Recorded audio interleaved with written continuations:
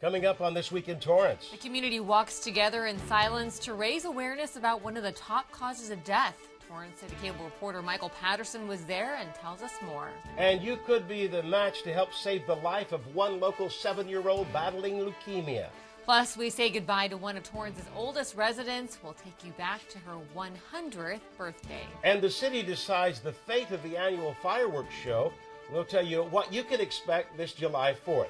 These stories and much more just seconds away. Your local news starts right now.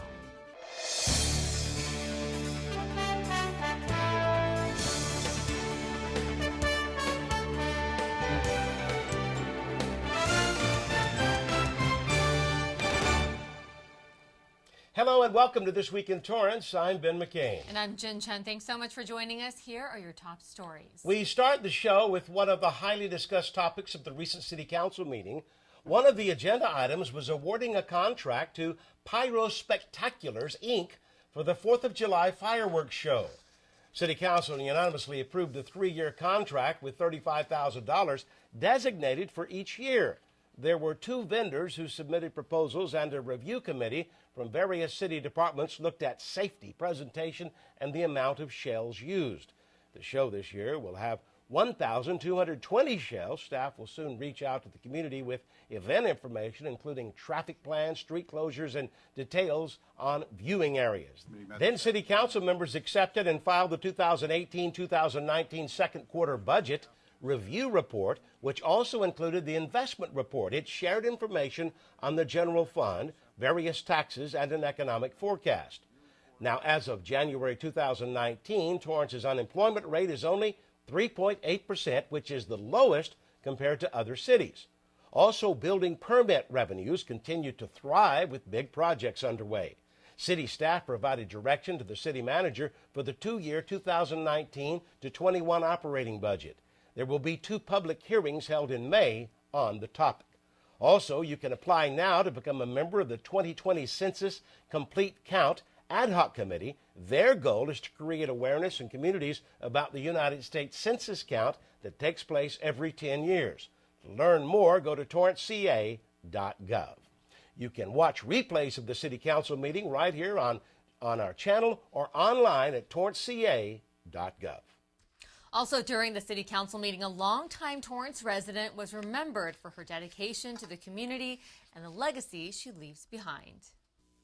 This evening, we honor a lady who fully exemplifies the reality that one person immersed in a passion for life, a sense of purpose, and a thirst for understanding this world can make a tremendous difference in making it a better place. Well, I'm Shirley Turner, and I've been a volunteer here since the very beginning. Shirley Anderson Turner was a driving force and one of the founders of the Madrona Marsh Preserve. She's helped make it what it is today. In the 1970s, Turner and other community members learned that developers asked the city of Torrance to rezone a parcel of industrial land extending north and eastward from the corner of Sepulveda Boulevard and Madrona Avenue. Turner knew this parcel included a freshwater vernal marsh, and she did everything she could to save it, eventually forming the Friends of the Madrona Marsh. She worked tirelessly by attending meetings, fundraising, and educating the community. The recipient of many awards, Turner grew up during the Great Depression and World War II. City Council remembered all the contributions she gave throughout her life, dedicating much of it to the city. She passed away on March 24th. Thank you. Ladies and gentlemen, the city of Torrance lost a great lady. Let's give her a moment of silence. Speaking of the marsh, you can soon stop by this city gem to experience its history dating back to more than 20,000 years.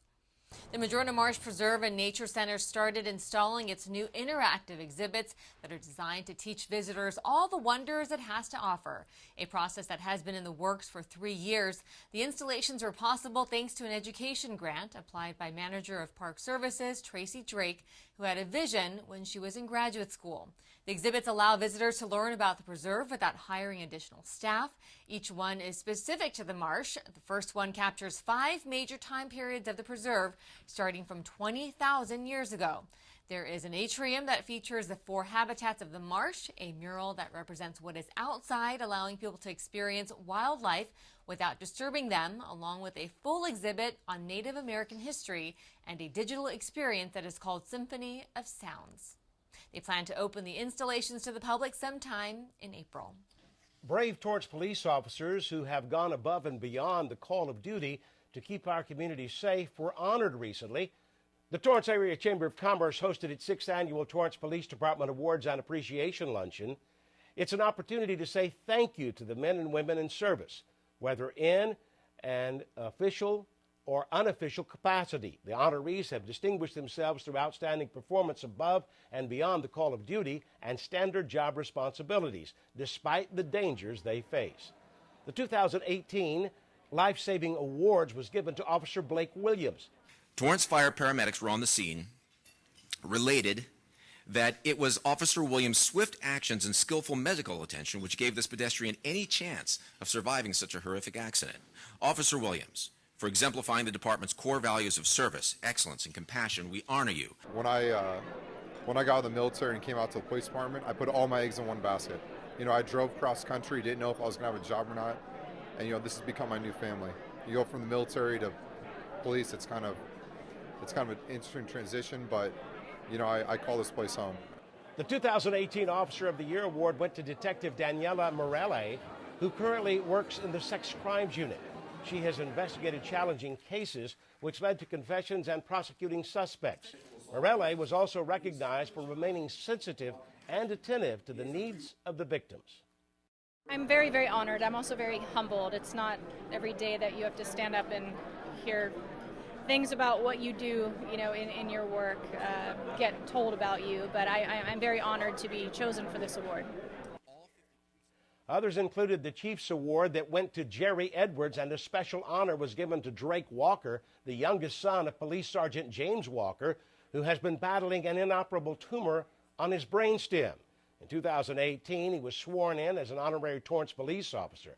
Other awards included Unit Citation, Special Recognition, Employee of the Year, Cadet of the Year, Volunteer of the Year, Community Outreach, and Business Recognition.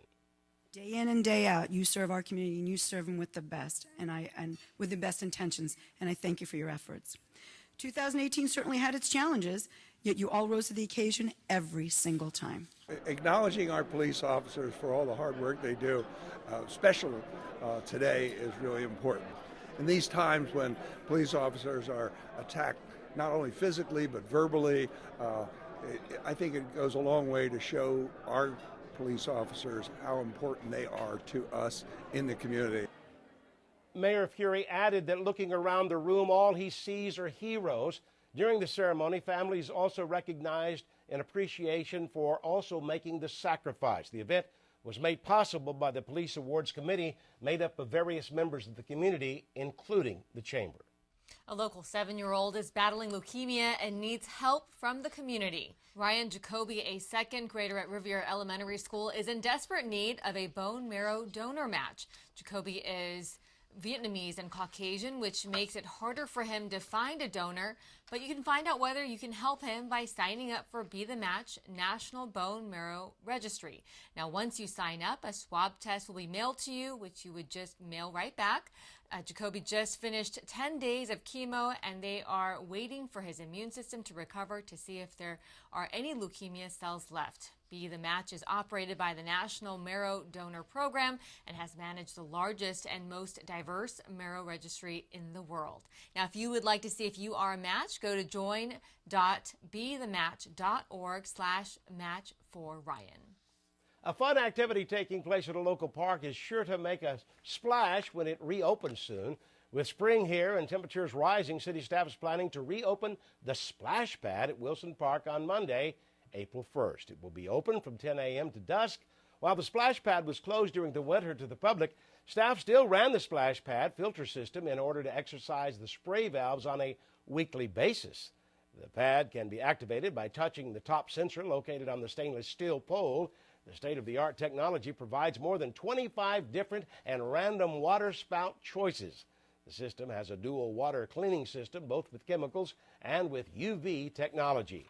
For rules and regulations, go to torranceca.gov and search Splash Pad. Well, dogs in need of a forever home were in luck recently thanks to National Puppy Day. Assemblyman Muratsuchi, along with the American Society for the Prevention of Cruelty to Animals, hosted a pet adoption fair at Wilson Park in Torrance. It's the third event of its kind and celebrates local shelters in the South Bay. Carson Animal Care Center was there with some furry friends. For the first 15 dogs who were adopted, costs were covered and all expenses for cats were covered as well. Many people brought their own pets that day to meet with representatives from ASPCA and Assemblyman Muratsuchi. Community members also donated items to the Carson Animal Center.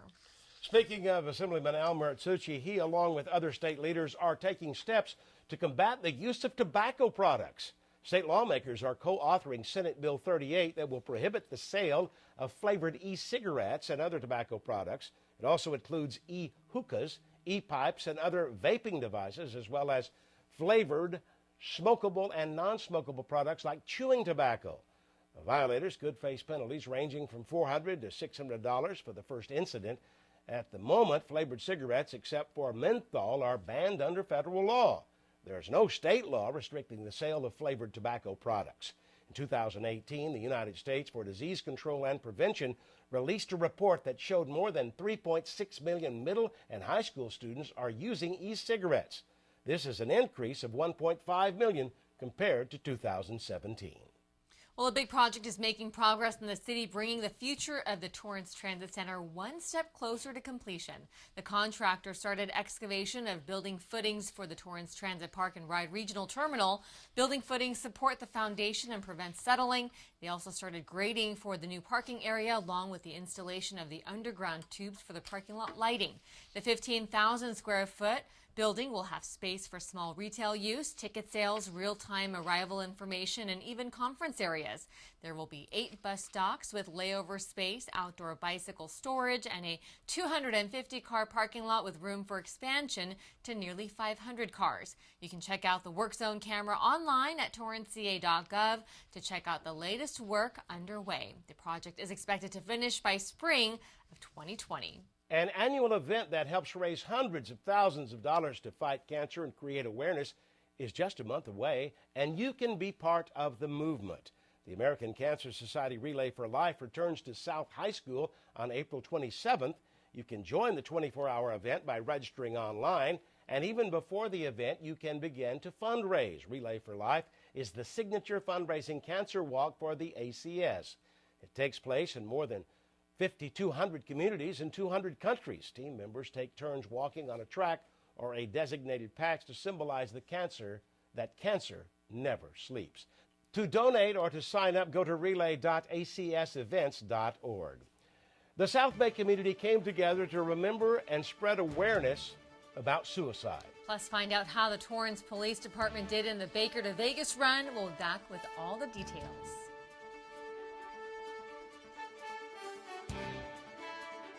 See on page 4 that the projections need to be earthquake next Thursday. Seriously? Thursday? Can't do that. This is really inconvenient. I have yoga that day. I have no time for this. So. I can't do Thursday, but I can do Friday. Disasters don't plan ahead. You can. Talk to your loved ones about how you're going to be ready in an emergency. Don't wait. Communicate. Welcome back, everybody. According to the Centers for Disease Control, suicide is the 10th leading cause of death in America. Torrance CitiCABLE reporter Michael Patterson finds out how local schools and organizations are partnering up to raise awareness and change that statistic one walk at a time. For a long, long time, suicide was not talked about. You know, it was just either they didn't talk about it at all or people felt ashamed. We want people to be able to talk about it and look at each other and say, you know, we're not alone. Amy Robinson is a board chair of the American Foundation for Suicide Prevention's LA and Central Coast chapter, and she uses her own struggles with suicide to try and help others. I actually attempted suicide 2 times in 2007, so my speech is all about how I recovered from that, and hopefully the goal of that speech is to give hope to other people that may struggle. I hope that we can bring hope to people and healing to people that may have lost someone to suicide. For the first time, the South Bay Association of School Psychologists teamed up with the foundation to host the South Bay Campus Walk at Torrance High School. One of hundreds of walks that took place recently aimed at raising awareness for suicide prevention. To those who have joined us today, in memory of someone who has lost their battle to mental health. Thank you for being here. Organizers say events like these help reduce the stigmas surrounding mental health. It also provides a space for people to find others that have similar experiences and realize that they are not alone. Isolation is such a huge part of suicidality, and so knowing that there are people in support of such an issue and that there is a way out of it, I think is a huge benefit to those people. One of the big aspects about this event is this colored bead table, which you can see right behind me. It allows patrons at this event to come and wear colored beads like the ones I've got around my neck that can help find other people that have gone through the same experiences that they have. Each walk has an honor beads ceremony, and each bead necklace has a symbolic meaning in terms of one's relationship to suicide. Robinson hopes that this South Bay Campus Walk becomes a yearly trend. We want to help people understand that it is preventable. I hope that people feel empowered to talk about mental health issues, and that people that may need help, that they feel safe enough to talk to people about mental health. For Torrance City Cable, I'm Michael Patterson. Thanks, Michael. The foundation hopes to reduce the national suicide rate by 20% in the next 6 years. If you or someone you know is struggling with thoughts of suicide, you can call the National Suicide Prevention Hotline at 1-800-273-8255 or text TALK to 741-741. Children and teens are building self-esteem while they learn how to combat bullying without getting physical. There we go. All right, this is really simple, all right? Thanks to 10th degree black belt instructor David Bellman, who is the chief instructor of jiu-jitsu at the Torrance South Bay YMCA, he's helping to boost the self-esteem of all of his students. He taught children effective self-esteem, self-defense techniques, anti-bullying tools, and assertiveness training. Bellman says assertiveness is using your voice loud to get out of a bullying situation. Other aspects of the workshop taught kids ways to prevent kidnapping, to help them understand who strangers are and how to get away. The goal was not only to help these students, but also give them the confidence so they can help their friends too. It's not so easy getting kids to use their voice. They can run around the house and scream, but when they get scared, they get really quiet. They also just stand there. They don't get into a more comfortable, stronger stance in case somebody attacks them or gets in their face. So we want them to think a little bit different, and we change their way of thinking.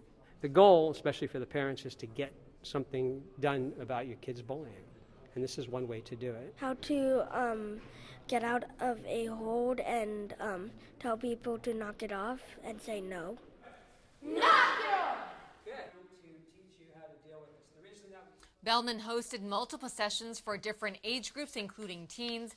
Parents were taught the structure of the school system and how to get help for their kids. The workshop was put on in the hopes of meeting the needs of students and making sure they keep themselves safe. To learn more about events like this, go to ymcala.org. Mary Ann Bradford, one of Torrance's oldest residents, is remembered. Torrance City Cable was there last year when she turned 100 years old. Let's take a look at that special moment.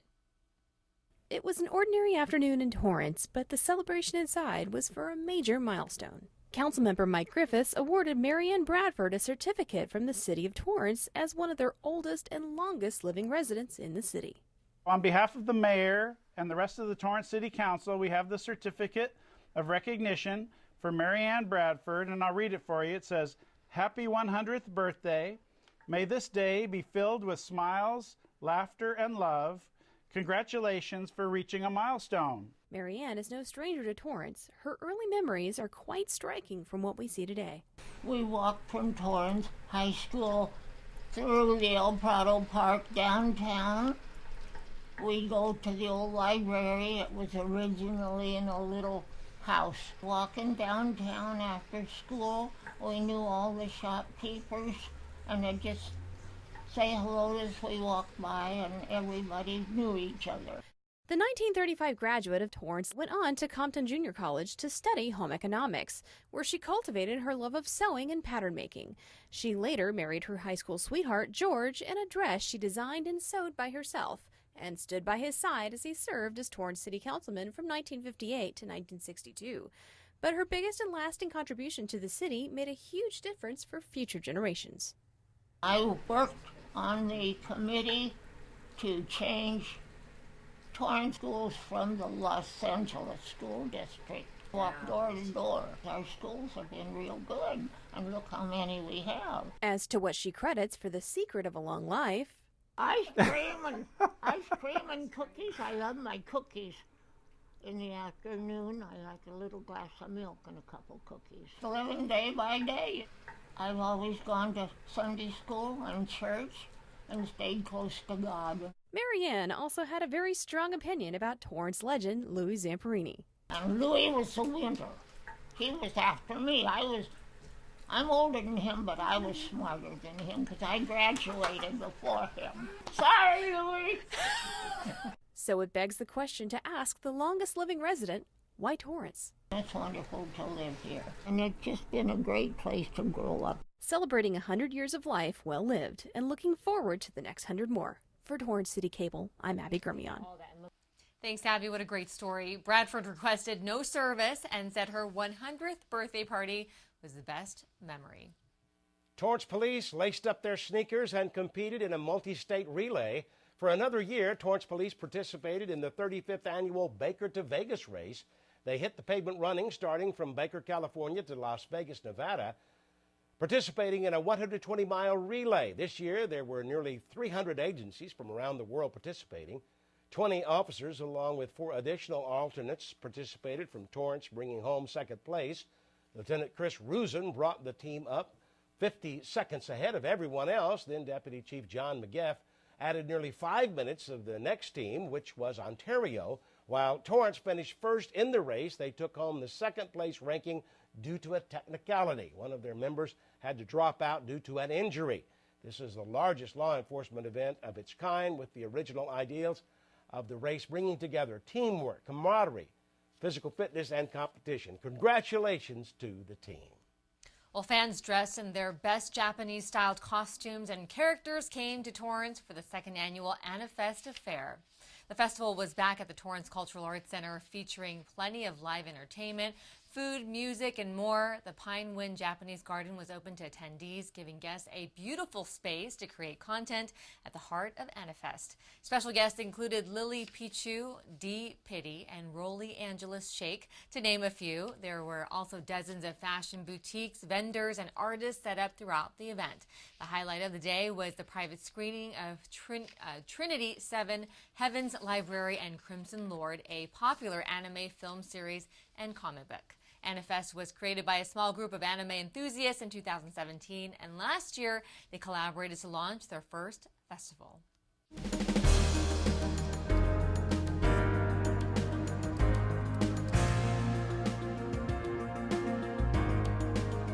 The Torrance Certified Farmers Market has a new vendor you won't want to miss. Mount Moriah Family Farms from Lodi, California is selling its apples. The Torrance Certified Farmers Market manager Joyce Chan says the flavor blew her away. They specialize in all different varieties of Fuji apples. During fruit season, they also have cherries, apricots, pluots, and nectarines. Mount Moriah is an organic fruit farm owned by Stephen Smith. Rain or shine, the Torrance Certified Farmers Market is open Tuesdays and Saturdays from 8 a.m. until 1 p.m. A local business beats out thousands of others for its one-of-a-kind innovation. Finn, the leading intelligent water company, announced that its first product, Finn Plus, Smart Water Assistant and Shutoff, has been honored with the prestigious Red Dot Award. Product Design 2019. Finn Plus is a single connected smart water monitor that detects leaks anywhere in a home and can automatically shut off the main water to prevent costly damages. It also monitors water use, giving homeowners insight into their water consumption so they can conserve and save. The Red Dot Award Product Design is one of the world's largest design competitions. This year, designers and manufacturers from 55 countries entered more than 5,500 products in the competition. International experts assess each entry based on its level of innovation, functionality, formal quality, longevity, and ergonomics. Finn Plus will also be featured in the Red Dot Design Yearbook, online and on the app.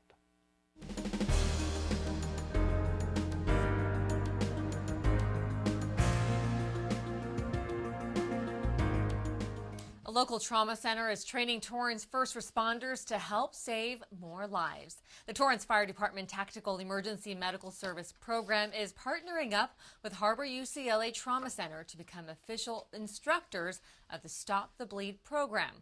A trauma surgeon and nurse will train 10 TFD TAC medics. These paramedics work with the Torrance Police Department SWAT team during emergencies. Once they become official instructors, they can better prepare the public. The National Security Council staff and the White House initiated this campaign with the purpose of preparing the general public to save lives.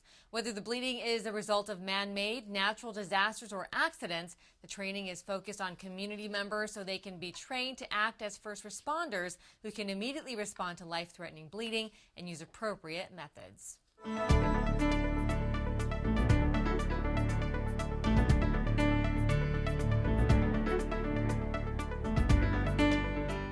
A local healthcare provider and shelter for homeless women with infants teamed up once again to offer much-needed health care. The Torrance Memorial Medical Center and the community's child organization partnered for the 5th time to provide free health care screenings for those experiencing homelessness. The health fair, which took place at the Torrance Memorial campus, allowed members of the homeless community to access nurses and technicians, plus an entire blood testing lab to screen for conditions such as anemia and high blood pressure, which are common among the homeless. At this year's event, 195 hemoglobin and 144 lipid panel screening tests were done. According to the American Public Health Association, those who are homeless experience health conditions at a much higher rate than the general population. Past screenings have encouraged other healthcare providers in the South Bay to offer additional services. This year, free preliminary eye exams were offered with 100 vouchers for free full exams and glasses. The hospital and shelter use these screenings to educate those in attendance about proper nutrition and refer people for medical follow-up. If you want to know more about Communities Child and volunteer opportunities with the shelter, visit communitieschild.org. Well, still ahead, upcoming events you won't want to miss. Plus, a sneak peek at the next sports desk. We'll be back in just a minute. Don't go away.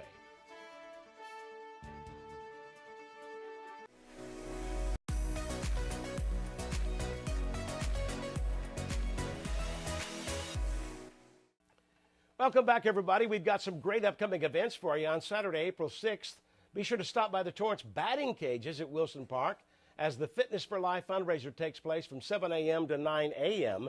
This is a pre-relay for a life event. Local firefighters, along with other members of the Torrance community, will be on hand to show their support. It's one fitness challenge you won't want to miss. Then the Torrance Rose Float Association is hosting a Restaurant for Roses event at Rascals on April 9th. Bring a flyer from the Torrance Rose Float Association website to participate. A percentage of the proceeds that day will go to the association. And the South Bay Conservatory Premier Musical Theater Company presents Disney's Mary Poppins musical on April 19th and 20th at 7:30 p.m. at the James Armstrong Theater. General admission tickets are $22 each. And before we go, let's check in with Leslie Robbins on the sports desk. Hi, Leslie. What do you have for us?